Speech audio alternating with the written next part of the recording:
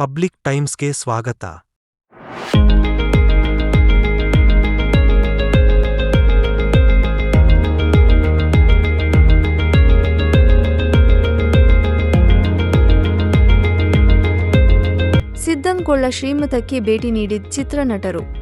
ಭಕ್ತರ ಆರಾಧ್ಯ ದೈವಕಲಾ ಪೋಷಕರ ಮಠ ಎಂದು ಕರೆಸಿಕೊಳ್ಳುವ ಇಳಕಲ್ ತಾಲೂಕಿನ ಸಿದ್ದನಕೊಳ್ಳ ಶ್ರೀಮಠಕ್ಕೆ ಕನ್ನಡ ಚಿತ್ರರಂಗದ ನಟ ಅನಿರುದ್ಧ ಹಾಗೂ ಹಿರಿಯ ನಟರಾದ ಶ್ರೀನಿವಾಸ ಮೂರ್ತಿ ಗುರುವಾರದಂದು ಭೇಟಿ ನೀಡಿದ್ದಾರೆ.